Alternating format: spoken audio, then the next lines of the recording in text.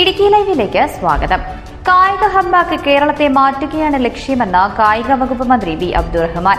നെടുങ്കണ്ടം പച്ചടി K P. Thomas മാഷ് ജില്ലാ indoor stadium നാടിന് സമർപ്പിച്ച് സംസാരിക്കുകയായിരുന്നു അദ്ദേഹം.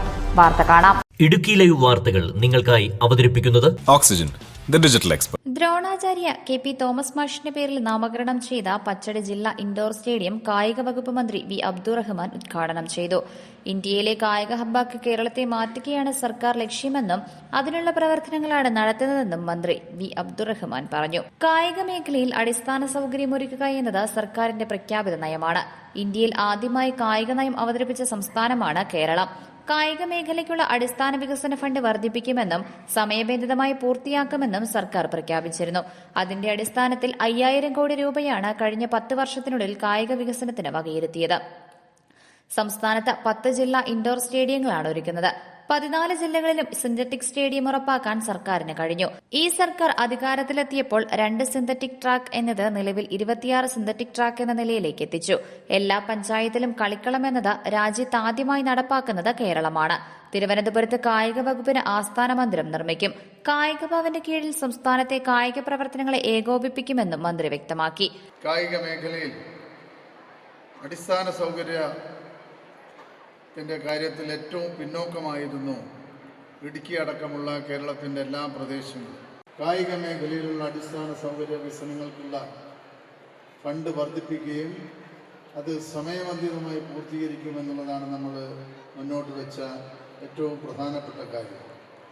ഇതിൻ്റെ അടിസ്ഥാനത്തിൽ 5000 കോടി രൂപയാണ് കേരളത്തിലെ കായിക അടിസ്ഥാന സൗകര്യ വികസനത്തിന് ഈ ഗവൺമെൻറ് 10 വർഷത്തിനുള്ളിൽ വകയിരുത്തിയതും അതിൽ ഭൂരിഭാഗം പ്രവർത്തനങ്ങളും ഇപ്പോൾ പൂർത്തീകരിച്ചു വരികയാണ്.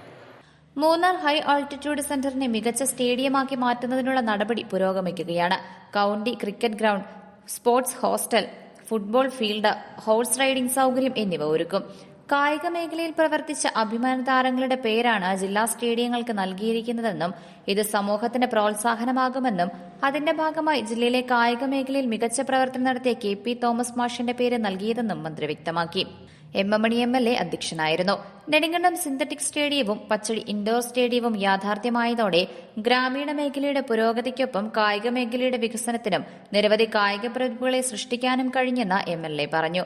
സർക്കാരും കായിക വകുപ്പ് മന്ത്രി വി അബ്ദുറഹ്മാനും കായികക്ഷേമ രംഗത്ത് നടത്തുന്ന മികച്ച ഇടപെടലുകളെ തുടർന്നാണ് വലിയ പദ്ധതികൾ യാഥാർത്ഥ്യമാകുന്നതെന്നും അദ്ദേഹം പറഞ്ഞു. ദ്രോണാചാര്യ കെ.പി. തോമസ് മാഷിനെ മന്ത്രി വി അബ്ദുറഹ്മാൻ യോഗത്തിൽ ആദരിച്ചു. സ്റ്റേഡിയം യാഥാർത്ഥ്യമാക്കാൻ പ്രവർത്തിച്ച സർക്കാരിന്റെയും എം. മണി എം.എൽ.എയുടെയും പ്രവർത്തനങ്ങൾ പ്രശംസനീയമാണെന്ന് തോമസ് മാഷ് പറഞ്ഞു. തന്റെ പേരിനും പ്രശസ്തിക്കും പുരസ്കാരങ്ങൾക്കും പിന്നിൽ തന്റെ കുട്ടികളും മാതാപിതാക്കളുമാണെന്നും ഭാവി തലമുറയ്ക്ക് സ്റ്റേഡിയം പ്രയോജനപ്പെടുമെന്നും അദ്ദേഹം പറഞ്ഞു. കുടുംബസമേതമാണ് തോമസ് മാഷ് പരിപാടിയിൽ പങ്കെടുത്തത്. നിരവധി ശിഷ്യർ ഗുരുവിനെ സന്ദർശിച്ച് വിശേഷങ്ങൾ പങ്കുവച്ചും ഫോട്ടോയെടുത്തുമാണ് മടങ്ങിയത്. Idukki live news Nedumkandam. Idukki live വാർത്തകൾ നിങ്ങൾക്കായി അവതരിപ്പിച്ചത് Looking for the latest laptops? Looking for the best offers? Let's go to our expert. Oxygen, the laptop expert.